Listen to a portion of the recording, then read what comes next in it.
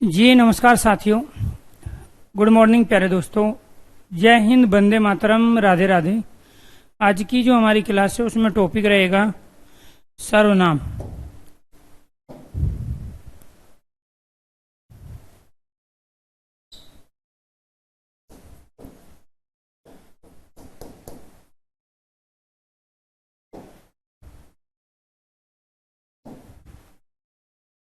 सर्वनाम सर्व और नाम से मिलकर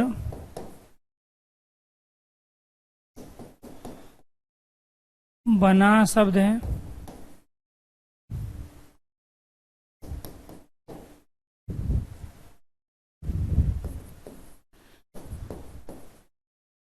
सर्व का अर्थ सभी,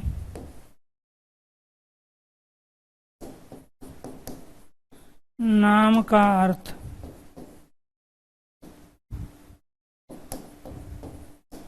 संज्ञा होता है।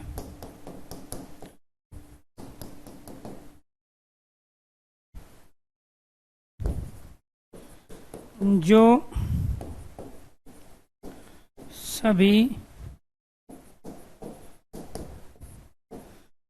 सभी संज्ञा के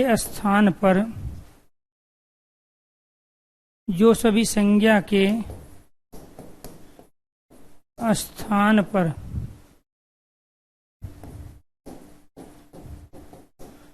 प्रयुक्त होते हैं उन्हें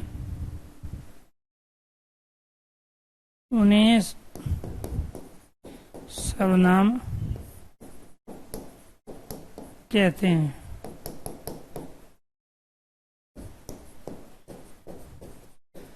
सर्वनाम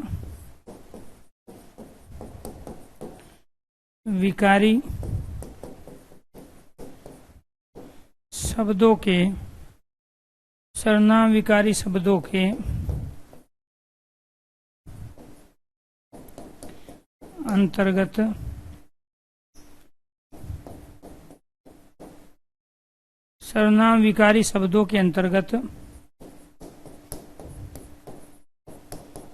आते हैं। सर्वनाम विकारी शब्दों के अंतर्गत आते हैं।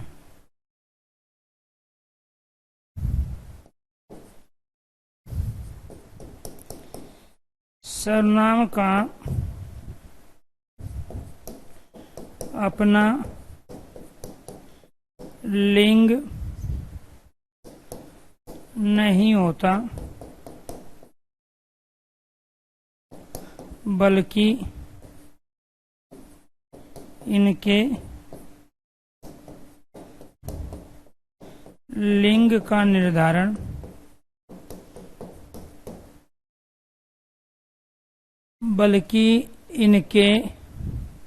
सर्वनाम का अपना लिंग नहीं होता, बल्कि इनके लिंग का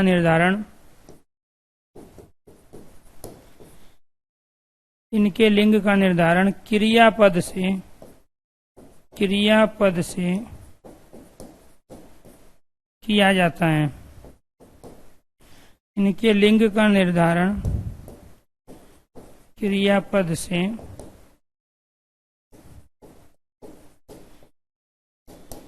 किया जाता है।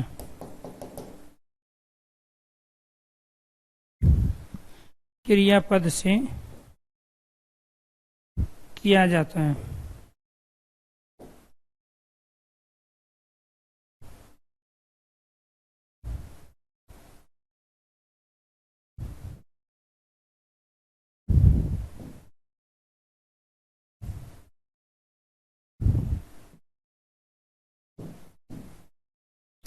ये 5 स्टेटमेंट हमारी सर्वनाम से संबंधित है।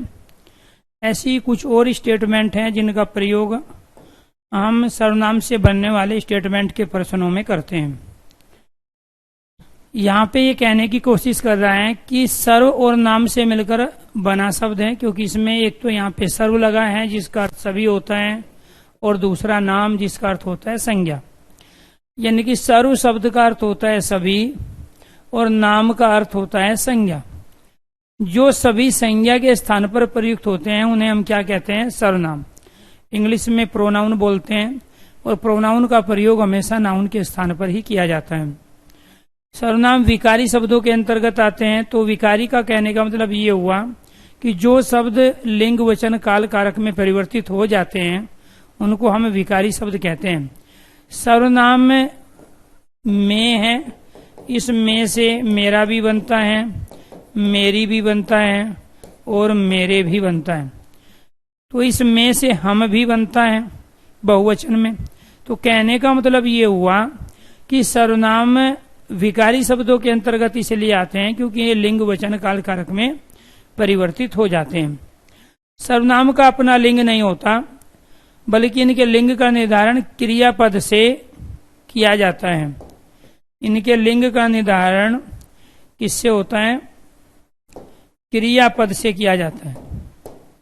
क्रियापद से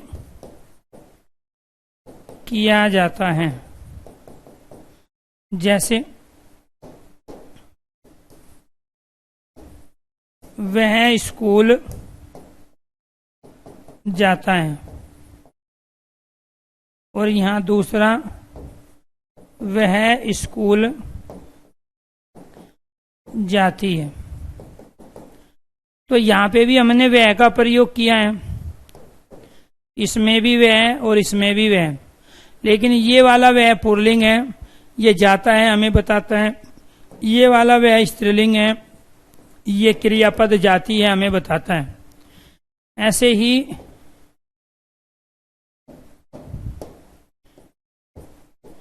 मैं फिल्म देखना चाहता हूं। तो ये चाहता हूं हमें बता रहे हैं, हमने यहां मैं का प्रयोग पुल्लिंग के लिए किया है। और मैं फिल्म देखना नहीं चाहती, तो वो चाहती हूं हमें बताएगा कि वो मैं क्या कहलाएगा? स्त्रीलिंग। तो आपको ये ध्यान रखना है कि जितने भी हमारे सर्वनाम हैं उनका समान रूप से पुल्लिंग और स्त्रीलिंग में हम प्रयोग कर लेते हैं। लेकिन हमें क्रिया से पता चलेगा कि कब हमने वो पुल्लिंग के रूप में प्रयोग किया और कब हमने स्त्रीलिंग के रूप में प्रयोग किया। इसलिए सर्वनाम का अपना खुद का लिंग नहीं होता, बल्कि इनके लिंग का निर्धारण वाक्य में दिए गए क्रियापद से ही किया जाता है। अगर ये 5 स्टेटमेंट आपको समझ में आ गई है तो एक बार सारे स्टूडेंट ओके कीजिए, यस कीजिए, उसके बाद फिर आगे की कंडीशन समझिए। सर्वनाम दो तरह के सर्वनाम दो तरह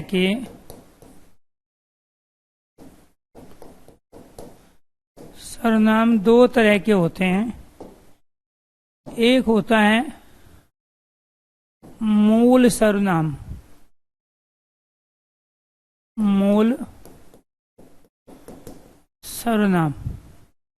और दूसरे होते हैं यौगिक सर्वनाम। दूसरे क्या होते हैं? यौगिक सर्वनाम।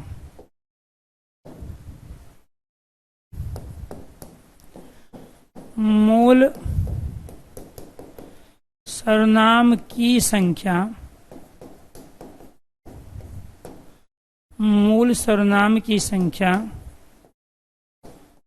11 होती है। मूल सर्वनाम की संख्या 11 होती है। कौन कौन से?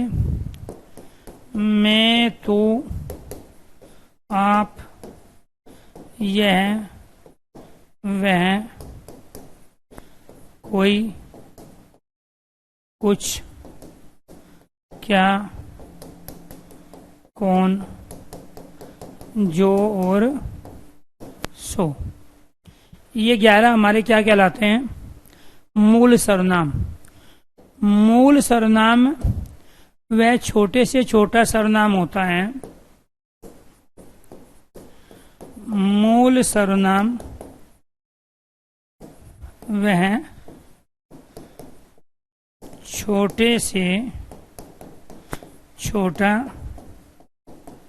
सर्वनाम होता है जिसमें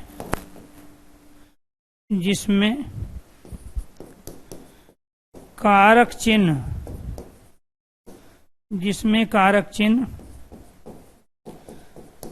अर्थात परसर्ग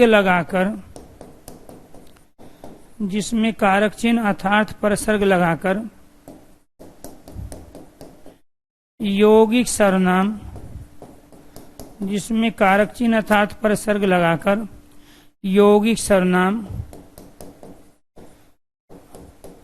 बनाए जाते हैं।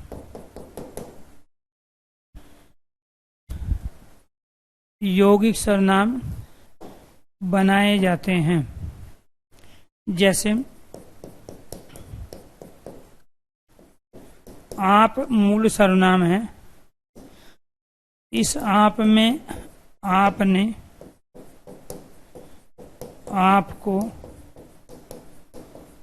आपसे, आपके लिए,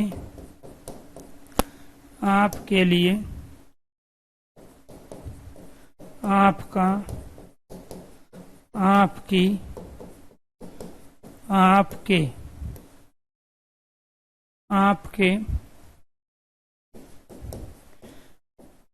आप में,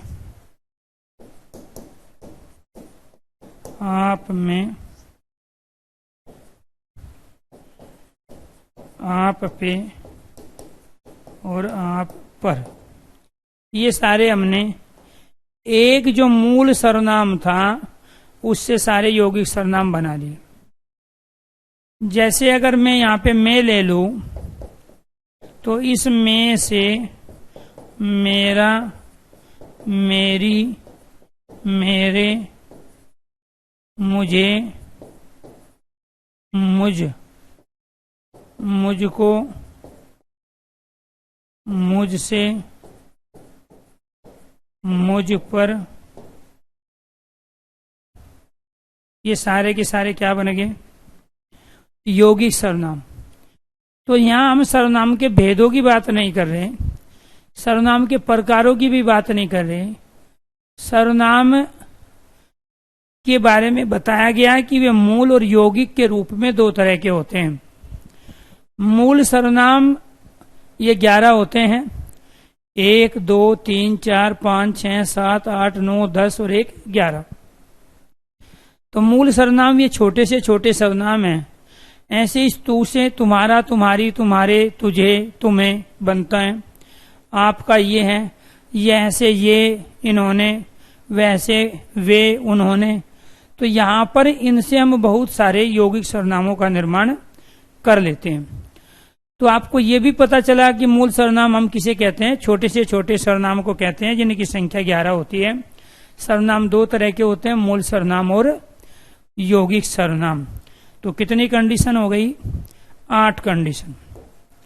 9वीं कंडीशन,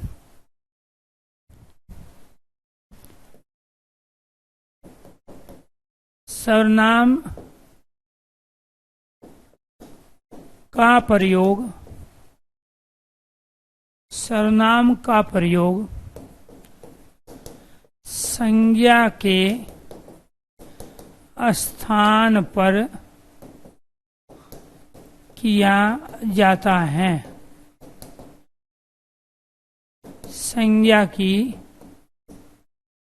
संज्ञा के स्थान पे किया जाता है, संज्ञा की तरह नहीं।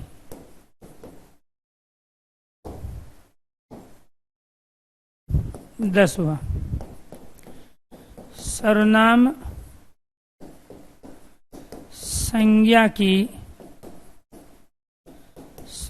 संज्ञा की आवर्ती अर्थात पुनरावर्ती, इसको रिपीटेशन बोलते हैं। पुनरावर्ती को रोकते हैं।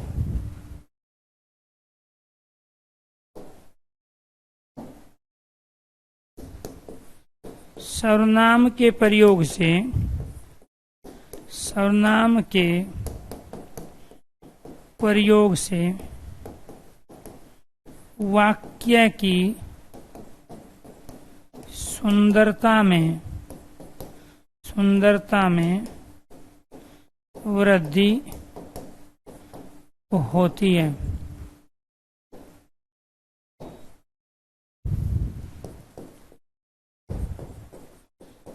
सर्वनाम के कुल भेद 6।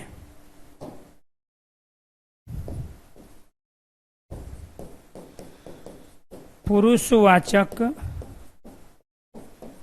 सर्वनाम के प्रकार 3।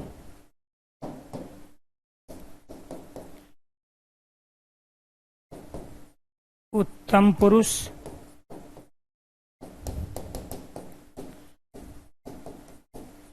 मध्यम पुरुष,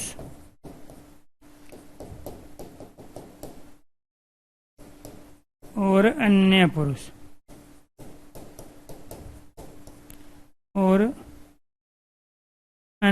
पुरुष।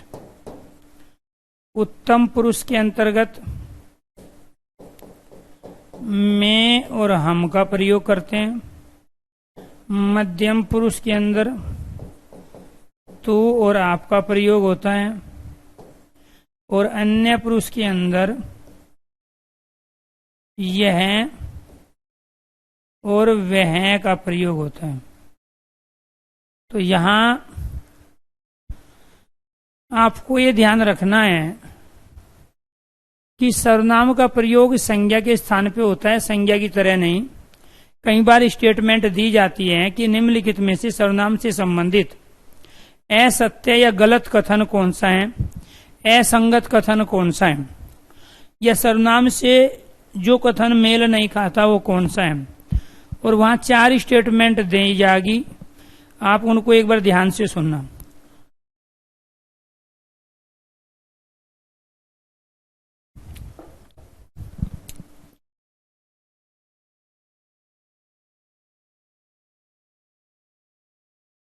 पहली स्टेटमेंट है कि सर्वनाम का प्रयोग संज्ञा की तरह किया जाता है। सर्वनाम अविकारी शब्द होते हैं। सर्वनाम का अपना लिंग होता है, या उपयुक्त में से कोई भी कथन सत्य नहीं है। स्टेटमेंट वाले क्वेश्चंस आजकल ऑनलाइन एग्जामों में ज्यादा पूछे जाते हैं, इस चीज का आपको ध्यान रखना है। इसलिए यहाँ 13 अलग अलग तरह की स्टेटमेंट देके सर्वनाम से बनने वाले जो बेसिक प्रश्न है वो सारे आपको यहाँ पे बताए गए। तो यहाँ आपको ध्यान रखना है, ये जो पहली स्टेटमेंट है 5, तो उनमें से भी हमने कुछ स्टेटमेंट ली कि सर्वनाम का ये 4 ऑप्शन आपके पास है, इसमें से आपको राइट बताना है क्या है। सर्वनाम का प्रयोग संज्ञा की तरह किया जाता है। सर्वनाम अविकारी शब्दों के अंतर्गत आते हैं। सर्वनाम का अपना लिंग होता है। इनमें से कोई भी कथन सत्य नहीं है, ये चौथा स्टेटमेंट है। तो राइट आंसर क्या हुआ? 4th। क्योंकि सर्वनाम जब हम ये कह रहे हैं कि सर्वनाम संज्ञा के स्थान पर प्रयुक्त होते हैं तो बात सही है, लेकिन संज्ञा की तरह प्रयुक्त होते हैं ये बात गलत है। हमने यहाँ पे लिखा सर्वनाम का प्रयोग संज्ञा के स्थान पर किया जाता है, संज्ञा की तरह नहीं। संज्ञा हटेगी तब सर्वनाम आएगा। एक पॉइंट। दूसरी चीज, सर्वनाम अविकारी शब्द होते हैं, ये भी स्टेटमेंट गलत है, क्योंकि सर्वनाम विकारी शब्दों के अंतर्गत आते हैं।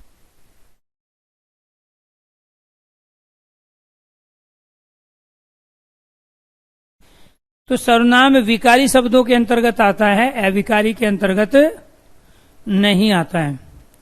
फिर सर्वनाम का अपना लिंग नहीं होता। मैंने स्टेटमेंट दी सर्वनाम का अपना लिंग होता है, तो सर्वनाम का अपना लिंग नहीं होता, बल्कि क्रियापद से ही हमें पता चलता है कि ये मैं पुल्लिंग है या स्त्रीलिंग। हमें जाता से पता चलता है, जाति से, कि वह का प्रयोग कब पुल्लिंग में हुआ और वह का प्रयोग कब स्त्रीलिंग में हुआ। इसके बाद आपको ये ध्यान रखना है सर्वनाम दो तरह के होते हैं, मूल सर्वनाम और यौगिक सर्वनाम। मूल सर्वनाम में वे छोटे से छोटे सर्वनाम होते हैं जिनकी संख्या 11 है। इन्हीं 11 सर्वनामों में कारक चिन्ह अर्थात परसर्ग लगाकर हम अनेक यौगिक सर्वनाम का निर्माण कर लेते हैं। जैसे फॉर एग्जाम्पल, कर्ता ने कर्म को करण से के द्वारा संप्रदान के लिए संबंध का, की और के, अधिकरण में, पे और पर। हमने ये जो लास्ट में इसमें लगाए हैं ये सारे के सारे कारक चिन्ह है जिसका दूसरा नाम प्रसर्ग भी होता है। तो इनको हम कारक चिन्ह भी कहते हैं, इन्हीं को हम प्रसर्ग भी कहते हैं। तो इन्हीं मूल सर्वनामों में हमने प्यारे दोस्तों यहाँ पे संबंध का, की, रे, रा और री। तो इस में रे, रा और री लगा के मेरा, मेरी और मेरे बना लिया। और ये सारे के सारे क्या कहलाए? यौगिक सर्वनाम। सर्वनाम संज्ञा की आवर्ती या पुनरावृत्ति को रोकते हैं। सर्वनाम के प्रयोग से वाक्य की सुंदरता में वृद्धि होती है। अगर मैं ये सेंटेंस प्रयोग करूं कि महात्मा गांधी का जन्म पोरबंदर गुजरात में हुआ, महात्मा गांधी की प्रारंभिक शिक्षा गांव में हुई, महात्मा गांधी 1917 से दक्षिण अफ्रीका से भारत वापस लौटे, महात्मा गांधी ने 1920 में असहयोग आंदोलन चलाया और महात्मा गांधी ने 1942 में भारत छोड़ो आंदोलन चलाकर देश को आजादी दिलाई। मैंने 5 सेंटेंस लिए और पांचों के पांचों में मैंने एक कॉमन संज्ञा प्रयोग की, महात्मा गांधी, महात्मा गांधी। लेकिन अगर हम यहाँ पर इन सेंटेंस में सुंदरता लाना चाहते हैं, वाक्य की सुंदरता को बढ़ाना चाहते हैं और बार बार संज्ञा के रिपीटेशन को रोकना चाहते हैं, तो हम इनके स्थान पर सर्वनाम का प्रयोग करते हैं। जैसे पहले सेंटेंस में हमने प्रयोग किया, महात्मा गांधी का जन्म पोरबंदर गुजरात में हुआ। तो महात्मा गांधी संज्ञा शब्द आ गए। फिर इनकी प्रारंभिक शिक्षा गांव में हुई। ये दक्षिण अफ्रीका से भारत वापस लौटे। इन्होंने 1920 में असहयोग आंदोलन चलाया। इनके द्वारा 1942 में भारत छोड़ो आंदोलन चलाकर देश को आजादी दिलाई। अब आपको ये ध्यान रखना है, पहले सेंटेंस में हमने महात्मा गांधी का प्रयोग, दूसरे सेंटेंस में महात्मा गांधी के स्थान पर इनकी, तीसरे सेंटेंस में ये, चौथे सेंटेंस में इन्होंने, चौथे सेंटेंस में इन्होंने और पांचवें सेंटेंस में इनके द्वारा शब्द का प्रयोग हुआ। तो ये आपको ध्यान रखना था कि यहां पर गांधी, इनकी, ये, इन्होंने और इनके द्वारा, ये सब संज्ञा के स्थान पर ही आए। इससे 2 फायदे हुए, एक तो संज्ञा की आवर्ती को रोक दिया गया और दूसरा सेंटेंस में अर्थात वाक्य की सुंदरता में वृद्धि हो गई। बार बार एक ही संज्ञा का अगर हम प्रयोग करेंगे तो उससे वाक्य की सुंदरता नहीं बढ़ती है, बल्कि एक ही शब्द को रिपीट करने से सुंदरता भंग होती है। सर्वनाम के कुल 6 भेद होते हैं। उनमें से एक होता है पुरुषवाचक सर्वनाम, जो कि 3 प्रकार का होता है और उन 3 प्रकार में हम उत्तम पुरुष, मध्यम पुरुष और अन्य पुरुष का प्रयोग करते हैं।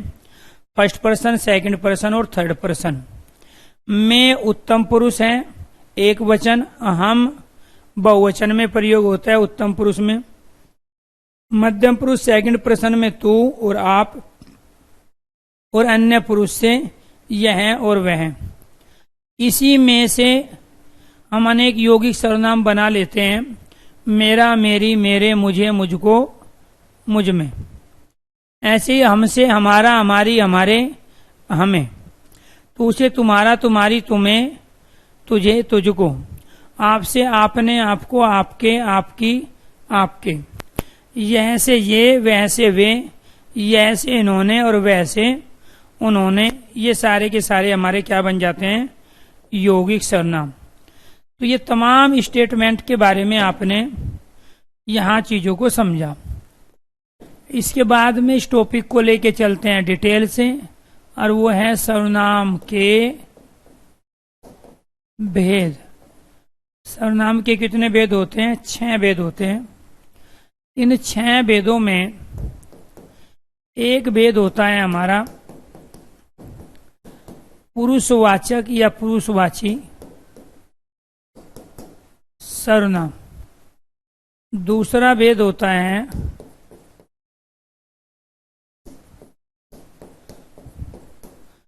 निजवाचक सर्वनाम। क्या है? निजवाचक सर्वनाम। तीसरा भेद होता है निश्चयवाचक सर्वनाम। चौथा भेद होता है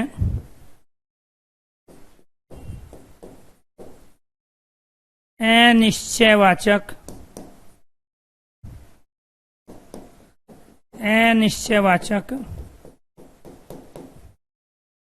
सर्वनाम। पांचवा भेद होता है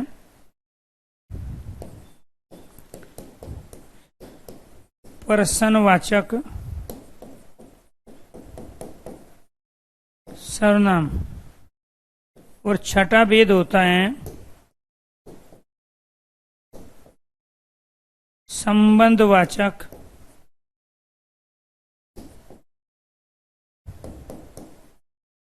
सर्वनाम। तो पुरुषवाचक, निजवाचक, निश्चयवाचक, अनिश्चयवाचक, प्रश्नवाचक और संबंधवाचक। इनमें से जो पुरुषवाचक सर्वनाम होता है में तू, आप, यह और वह। निजवाचक सर्वनाम में आप का प्रयोग जब स्वयं, स्वतः, खुद और अपने आप, खुद और अपने आप की सेंस में हो तो वो निजवाचक सर्वनाम कहलाता है। निश्चयवाचक सर्वनाम का प्रयोग हम यह के रूप में करते हैं निकट के लिए, और वह के रूप में करते हैं दूर के लिए। अनिश्चयवाचक सर्वनाम में हम कोई का प्रयोग करते हैं एक वचन में, कई का प्रयोग करते हैं बहुवचन के लिए, और एक करते हैं कुछ का प्रयोग। प्रश्नवाचक सर्वनाम के अंतर्गत हम क्या का प्रयोग करते हैं निर्जीव के लिए, निर्जीव वस्तु पदार्थ के लिए, और कौन का प्रयोग करते हैं सजीव के लिए।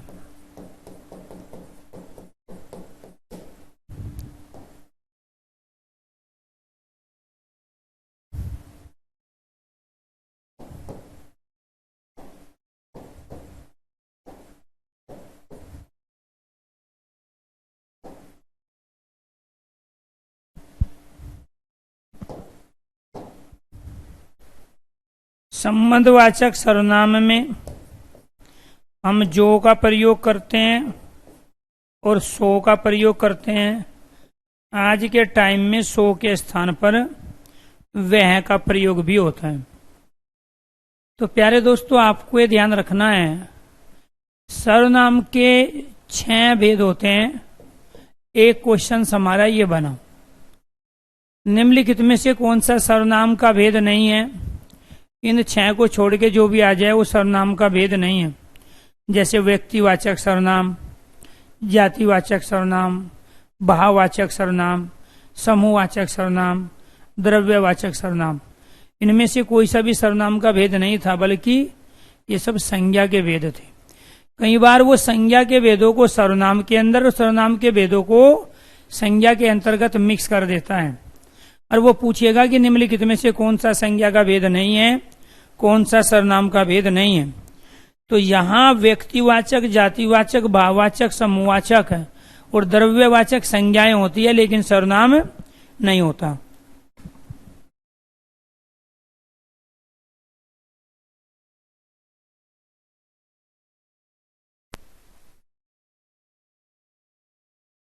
ध्यान रखना है।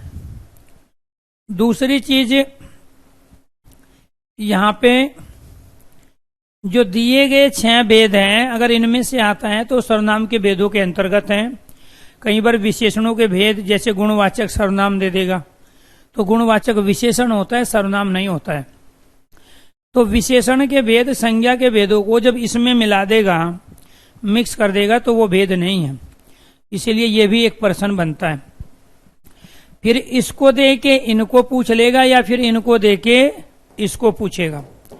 आपसे कहेगा कि कोई बताइए किस प्रकार का सर्वनाम है, तो यहां से क्या पूछा गया आपसे? कोई। 4 ऑप्शन देगा, निश्चयवाचक, अनिश्चयवाचक, प्रश्नवाचक और संबंधवाचक। तो राइट आंसर कोई क्या है? अनिश्चयवाचक। फिर आपसे पूछेगा निम्नलिखित में से पुरुषवाचक सर्वनाम बताइए क्या है। 4 ऑप्शन देगा, मैं, इसके बाद कोई, क्या और जो। तो जब आपको मैं दे दिया, कोई दे दिया, क्या दे दिया और जो दे दिया, तो पुरुषवाचक सर्वनाम में क्या आएगा? मैं। फिर आपसे क्वेश्चन पूछा जाएगा कि निर्जीव वस्तु, व्यक्ति, पदार्थ के लिए किस सर्वनाम का प्रयोग किया जाता है। 4 ऑप्शन मिलेंगे, कोई, कहीं, क्या और कौन। तो निर्जीव वस्तु, व्यक्ति, पदार्थ के लिए क्या का प्रयोग, सजीव व्यक्ति, वस्तु, पदार्थ के लिए कौन का प्रयोग। फिर आपसे पूछेगा निकटता को बताने के लिए किसी भी वस्तु, पदार्थ की किस सर्वनाम का प्रयोग किया जाता है। तो राइट आंसर है यह।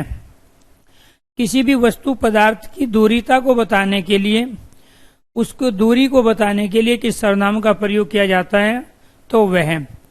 यह शिक्षक है, वह छात्र है, यह घोड़ा है, वह गाय है। तो वह गाय है दूर और यह घोड़ा है नजदीक। यह शिक्षक है नजदीक, वह छात्र है दूर। तो इस तरीके से अलग अलग तरह के यहां से क्वेश्चंस अर्थात प्रश्न आपके बनते हैं। आपका प्रयोग पुरुषवाचक में भी हो रहा है और आपका प्रयोग प्यारे दोस्तों यहां निजवाचक में भी हो रहा है। आपका प्रयोग जब सेकंड पर्सन के लिए किया जाता है तो उस कंडीशन में आप पुरुषवाचक सर्वनाम कहलाता है, जब जब आपका प्रयोग मध्यम पुरुष में होगा। जैसे आप कहाँ रहते हैं, तो मैंने आपका प्रयोग अपने लिए नहीं किया, आप लोगों के लिए किया। तो आप कहाँ रहते हैं, आपके पिताजी क्या करते हैं, आप कितने पढ़े लिखे हो। तो मैंने यहाँ आपका प्रयोग तीनों ही कंडीशन में सेकंड पर्सन के लिए किया, इसलिए आप कहलाएगा पुरुषवाचक। लेकिन जब मैं ये कहता हूं कि आप चला जाऊंगा, आप कपड़े धो लूंगा, आप पढ़ लूंगा, तो उस कंडीशन में आपका प्रयोग मैंने अपने लिए किया। तो जब कहने वाला, बोलने वाला, लिखने वाला आपका प्रयोग अपने लिए करे, अर्थात तो वो स्वयं स्वतः खुद और अपने आप की सेंस में करे, तो उस कंडीशन में आप निजवाचक हैं। और जब आपका प्रयोग वो सेकंड पर्सन के लिए करे, तो उस कंडीशन में आप पुरुषवाचक, और पुरुषवाचक में भी मध्यम पुरुष। यह यहाँ पे भी है और यहाँ पे भी।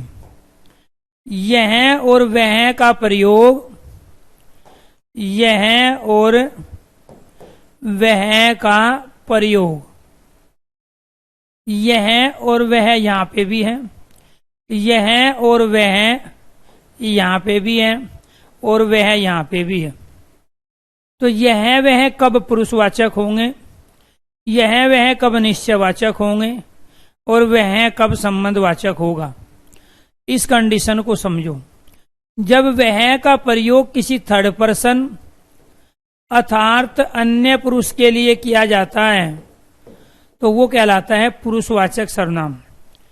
जब यह वह ये वे का प्रयोग थर्ड पर्सन को बताने के लिए हो, ये घूमने जाएंगे, वे आ रहे हैं, और कौन घूमने जाएंगे और कौन आ रहे हैं हमें कुछ क्लियर नहीं है, क्योंकि थर्ड पर्सन है। मैं फर्स्ट पर्सन हूं, आप सेकंड पर्सन हैं। मेरे और आपके बीच में किसी थर्ड पर्सन की बात हो रही है। मैंने आपको पहले ही कहा था कि वह बीमार नहीं है, तो वह कौन, कोई तीसरा।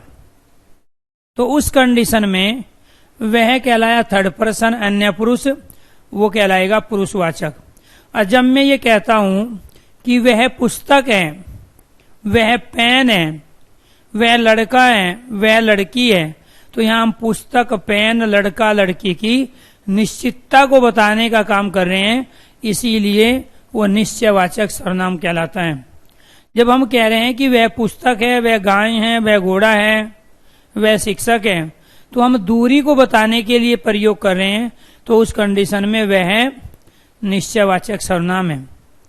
लेकिन जब हम वह का प्रयोग जो के साथ करेंगे तो उस समय वो केवल और केवल संबंध को बताने का काम करेगा। जो परिश्रम करेगा वह सफल होगा। तो हमने वह का प्रयोग जो के साथ किया। जो परिश्रम करेगा वह सफल होगा, तो उस कंडीशन में वह संबंधवाचक सर्वनाम है। और इसी चीज के आपको 4200, 4600, 4800 पे ग्रेड की नौकरी मिलती है कि यह वह कब पुरुषवाचक होंगे, यह वह कब निश्चयवाचक होंगे, यह वह कब संबंधवाचक होंगे। यही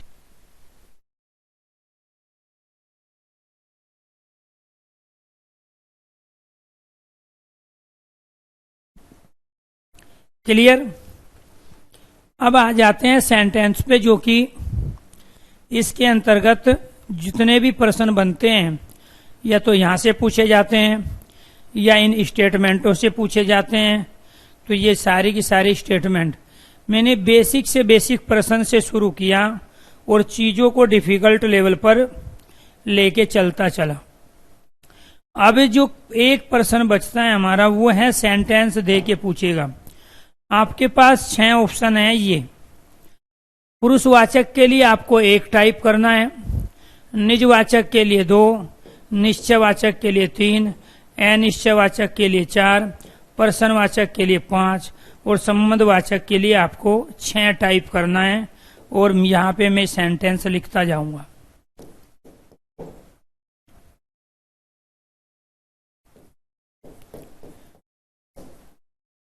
मैं घर जा रहा हूं।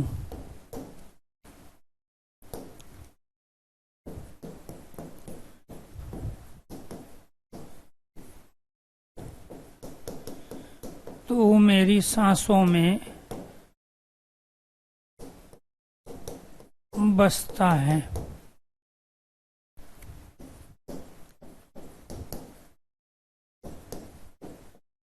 आप कहाँ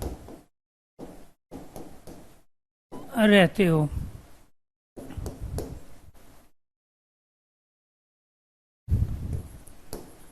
वह स्कूल जाती है। यह स्कूल जाती है। वह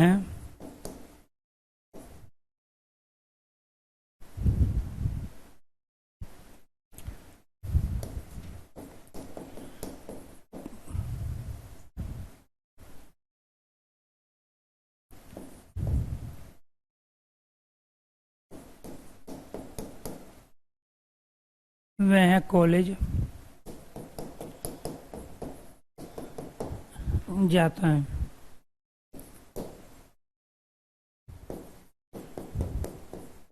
मैंने आपको पहले ही कहा था कि वह बीमार नहीं है।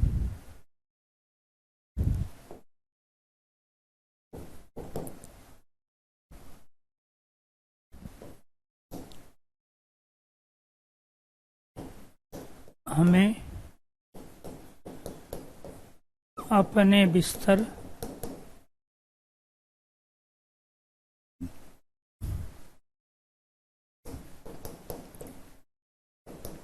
अपने आप रखने चाहिए।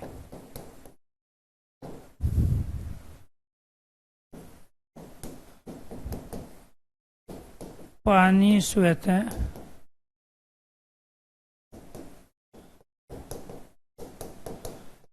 बह जाएगा।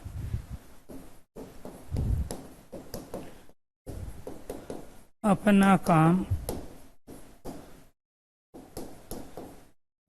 स्वयं करो।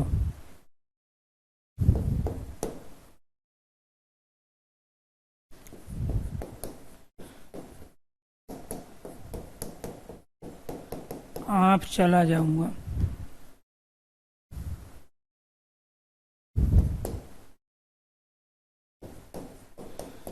अपने कपड़े खुद धोता हूँ।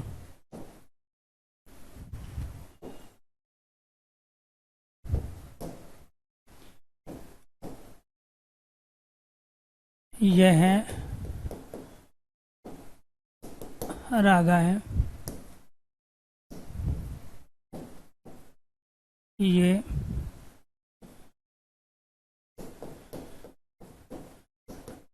अरुण है। वह विलायती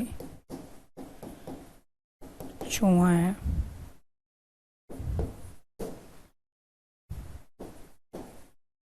यह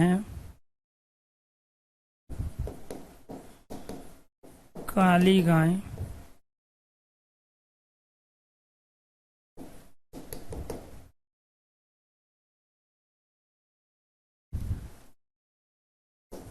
वे काली गाय हैं।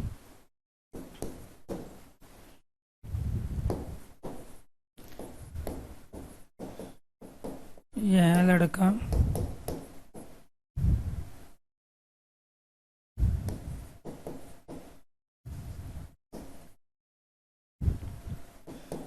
चतुर है।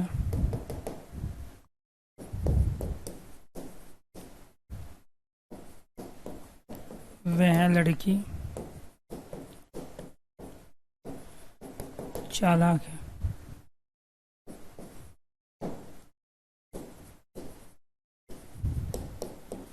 यह घोड़ा सबसे तेज दौड़ता है। यह गाय 15 लीटर दूध देती है।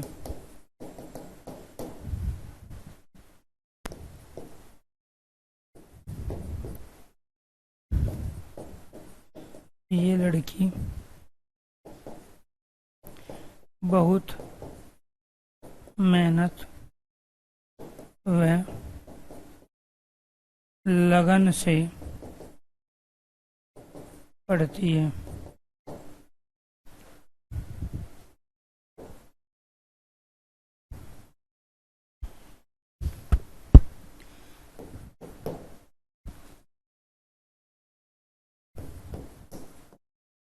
सड़क पर कई लड़के बातें कर रहे थे।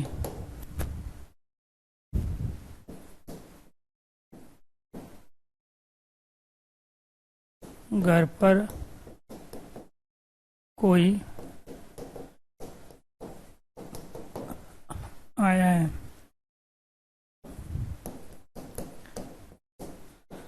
दाल में कुछ काला है।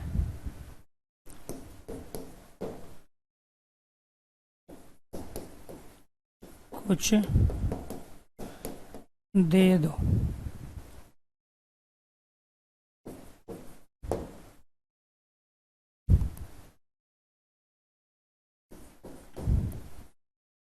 आप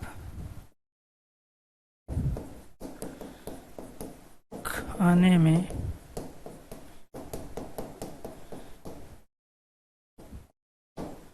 क्या लोगे?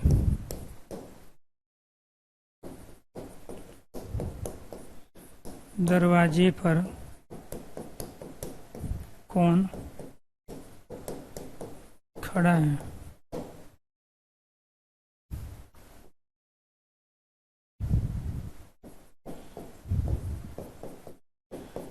देखो तो कौन आया है?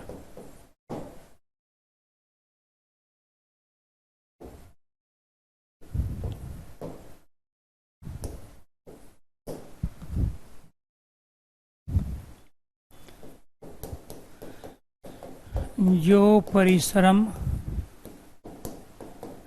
करेगा वह सफल होगा।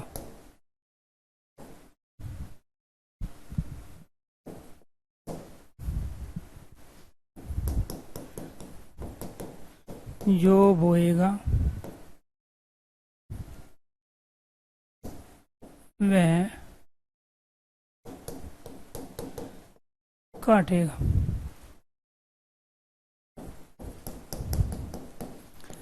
जैसी करनी वैसी भरनी।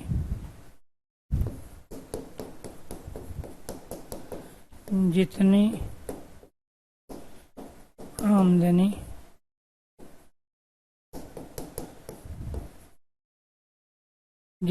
आमदनी उतना खर्च।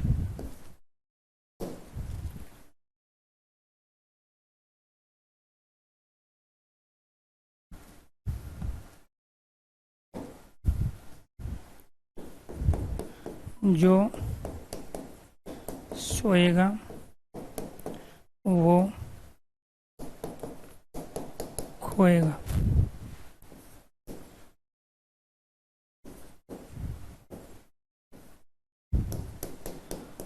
जो जागेगा वह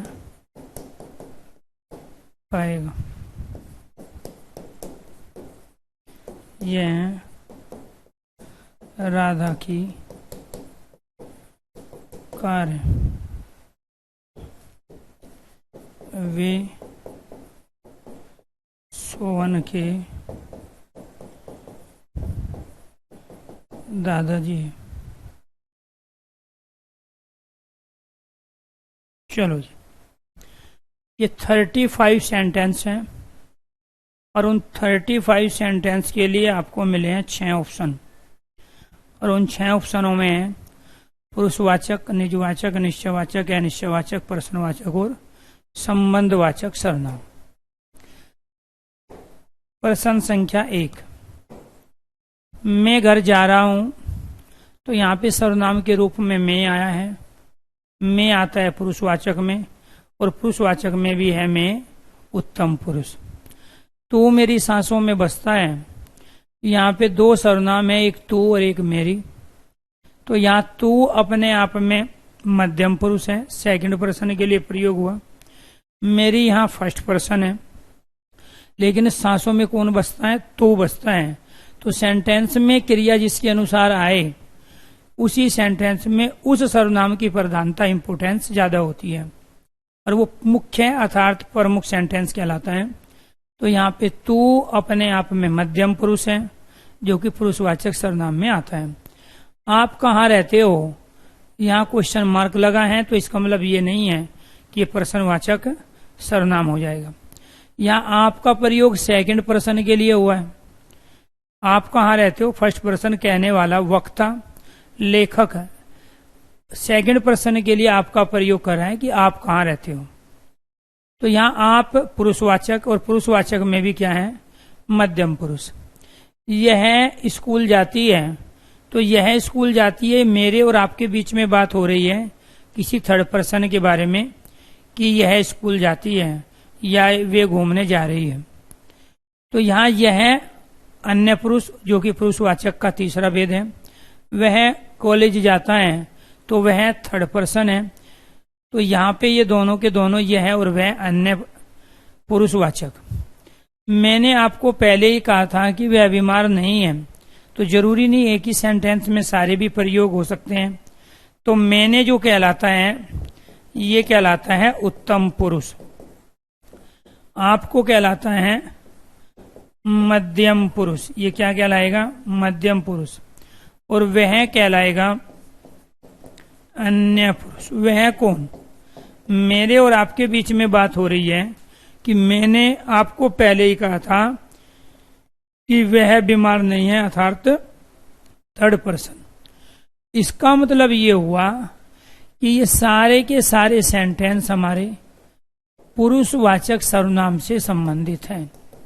इससे संबंधित हैं पुरुषवाचक सर्वनाम से संबंधित। नेक्स्ट, हमें अपने बिस्तर अपने आप रखने चाहिए।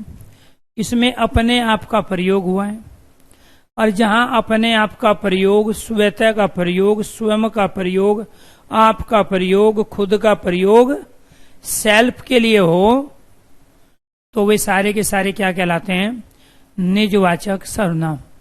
तो यहां से लेके यहां तक ये सारे के सारे सेंटेंस हमारे किसके हैं निजवाचक सर्वनाम के हैं। किसके हैं निजवाचक सर्वनाम। पानी स्वतः बह जाएगा, इसमें हमने डायरेक्ट सर्वनाम का प्रयोग नहीं किया, लेकिन ये स्वतः जो निपात है, स्वयं निपात है, खुद निपात है, ये यहां आपकी ही सेंस में आए। तो इसीलिए आपको ये ध्यान रखना है स्वतः, स्वयं और खुद का प्रयोग किस सेंस में होता है आपकी, और वो भी निजता को बताने के लिए। तो जब कहने वाला, करने वाला कर्ता, बोलने वाला वक्ता, लिखने वाला लेखक अपने लिए आपका प्रयोग स्वयं, स्वतः, खुद, अपने आप की सेंस में करे तो वो निजवाचक सर्वनाम कहलाते हैं। यह राधा है, निकट को बता रहे हैं। ये अरुण है, निकट। वह विलायती चूहा है, दूर को बता रहे हैं। वे काली गाय हैं, दूर को बता रहे हैं। यह लड़का चतुर है, नजदीक को बता रहे हैं। वह लड़की चालाक है, दूर को बता रहे हैं। तो कुल मिला के बात यह है कि हमने यह है, वह, ये, वे का प्रयोग यहाँ निकटता और दूरी को बताने के लिए किया है किसी वस्तु की। और दूसरा यह राधा है, राधा के अलावा ये गीता, बबीता, सुनीता नहीं है। ये अरुण है, अरुण के अलावा ये कपिल, मनोज, किरण नहीं है। वह विलायती चूहा है, आपके घर का मोटे काले रंग का चूहा नहीं है, विलायती व्हाइट रंग का चूहा है। वे काली गाय है, काली के अलावा दूसरी गाय नहीं है। यहाँ वस्तु, व्यक्ति, पदार्थ की निश्चितता का ज्ञान हो रहा है। इसीलिए प्यारे दोस्तों, ये यहां से लेके यहां तक सारे के सारे निश्चयवाचक क्या है निश्चयवाचक सर्वनाम। निश्चयवाचक सर्वनाम वहां होता है जहां से किसी वस्तु, व्यक्ति की निश्चितता का ज्ञान हो। तो ये राधा के अलावा बबीता नहीं, ये राधा ही है, ये अरुण है, ये विलायती चूहा है, ये गाय, हमें पता चला है लड़का है, लड़की नहीं है, ये लड़की है, लड़का नहीं है। तो यहाँ पे इनकी निश्चितता का ज्ञान हुआ। तो जब भी यह, वह, ये, वे का प्रयोग किसी एक संज्ञा के साथ हो तो उस समय यह, वह, ये, वे निश्चयवाचक सर्वनाम का काम करते हैं। यहाँ एक संज्ञा राधा है, एक संज्ञा अरुण है, एक संज्ञा चूहा है, एक संज्ञा गाय है, एक संज्ञा लड़का है, यहाँ एक संज्ञा लड़की है। तो जब भी एक संज्ञा के साथ यह वह का प्रयोग हो तो उस कंडीशन में वो निश्चयवाचक सर्वनाम कहलाता है। निश्चयवाचक सर्वनाम की 3 कंडीशन है। जब यह वह का प्रयोग निकट और दूरी को बताने के लिए हो, जब यह वह का प्रयोग किसी वस्तु के निश्चितता का ज्ञान कराने के लिए हो, और जब यह वह का प्रयोग किसी मात्र एक संज्ञा के साथ हो तो उस कंडीशन में वे निश्चयवाचक सर्वनाम का ही काम करते हैं। यह घोड़ा सबसे तेज दौड़ता है, बहुत सारे घोड़े हैं, उनमें से किसी एक घोड़े की बात कर रहा है। यह गाय 15 लीटर दूध देती है, बहुत सारी गायें हैं, इसमें से किसी एक की ओर इशारा करके कहा जा रहा है कि ये वाली गाय है जो 15 लीटर दूध देते हैं। ये लड़की बहुत मेहनत व लगन से पढ़ती है, बहुत सारी लड़की है, लेकिन किसी एक लड़की की ओर इशारा करके कहा जा रहा है कि ये लड़की बहुत मेहनती व लगनशील है। इसी वजह से ये सर्वनाम ना होके ये सारे के सारे सार्वनामिक विशेषण होते हैं। विशेषण का एक भेद होता है सार्वनामिक विशेषण।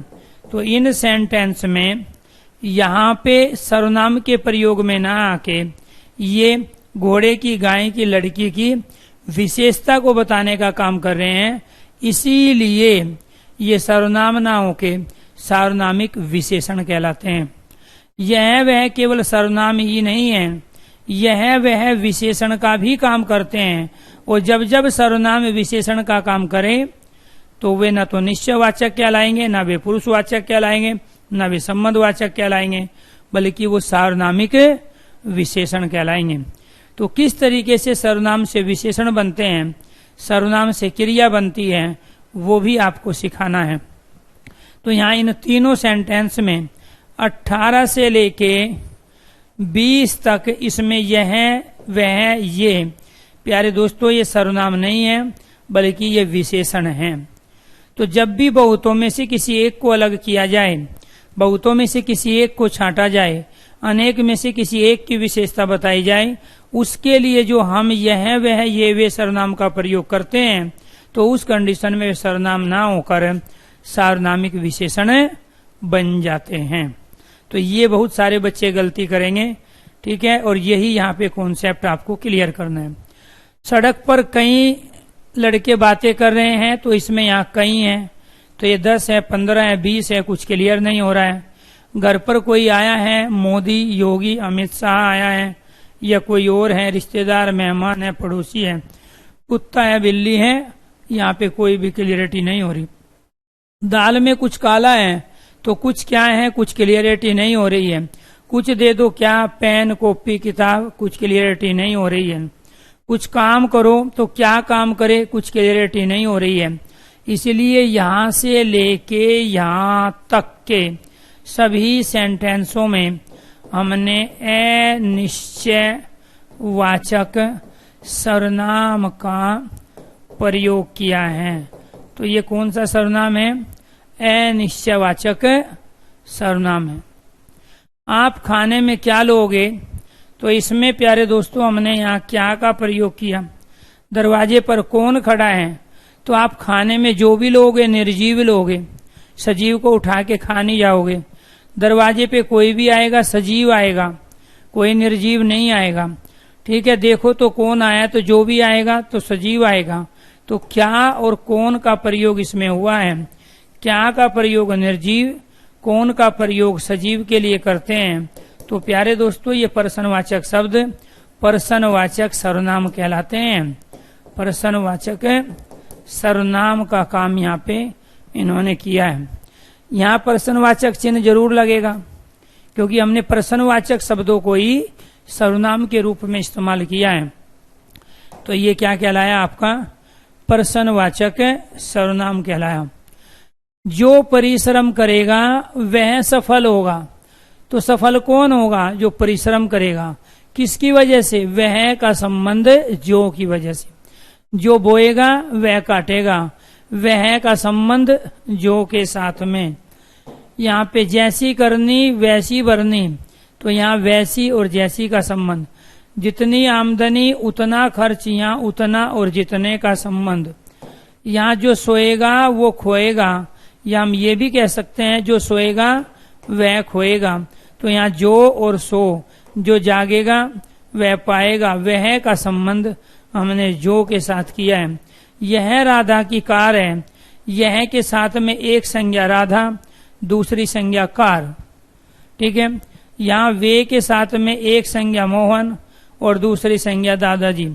जब वह, यह, ये और वे के साथ में, आपको ये ध्यान रखना है प्यारे दोस्तों, हम दो संज्ञाओं का प्रयोग करें तो वहां पर यह और वह क्या कहलाते हैं? संबंधवाचक सर्वनाम। तो ये सारे के सारे सेंटेंस हमारे किसके हैं? सारे के सारे सेंटेंस हमारे संबंधवाचक सर्वनाम के हैं। किसके हैं? संबंधवाचक सर्वनाम। दोबारा ध्यान से सुनो। जब यह वह संज्ञा के स्थान पे आते हैं, ध्यान से देखना कंडीशन। जब यह वह प्यारे दोस्तों किसी संज्ञा के स्थान पे आते हैं, जैसे हम यहां प्रयोग कर रहे हैं, वह जा रहा है, वे घूमने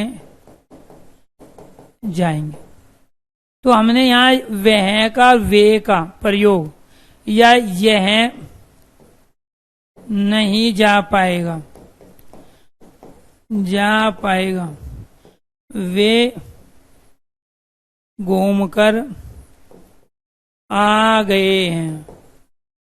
तो जब यह वह और वे, यह और यह और ये का प्रयोग किसी संज्ञा के स्थान पे हो तो आपको ध्यान रखना है वे पुरुषवाचक कहलाते हैं, थर्ड पर्सन।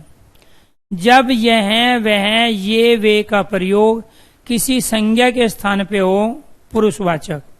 दूसरी कंडीशन, जब यह वह का प्रयोग किसी एक संज्ञा के स्थान पे हो, यह वह का प्रयोग एक संज्ञा के, किसी एक संज्ञा के साथ हो तो निश्चयवाचक क्या कहलाता है? निश्चयवाचक। और जब यह वह का प्रयोग दो संज्ञा के साथ हो, राधा और कार, यहाँ सोहन और दादाजी। अगर मैं कहूं कि यह राधा है तो निश्चयवाचक, वह सोहन है तो निश्चयवाचक। अगर मैं कहूं कि यह राधा की कार है तो यहाँ राधा और कार दो संज्ञा के साथ प्रयोग कर रहे हैं, तो इसलिए संबंध बोधक कहलाएगा। यहाँ वे का प्रयोग हम दो संज्ञा के साथ कर रहे हैं, इसीलिए ये संबंध बोधक कहलाएगा। तो जब यह वह ये वे का प्रयोग संज्ञा के स्थान पे किया जाता है तो वो पुरुषवाचक, और पुरुषवाचक में भी अन्य पुरुष।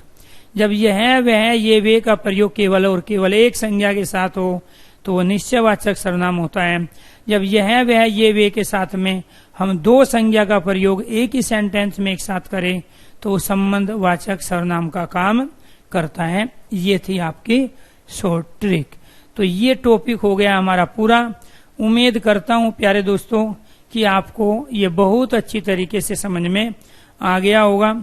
इसके बाद आपकी मंडे को क्लास होगी, कल मैं क्लास नहीं लूंगा, ठीक है। तो कल थोड़ा मुझे काम है, इसलिए मंडे को जो क्लास होगी उसमें टॉपिक कराएंगे विशेषण।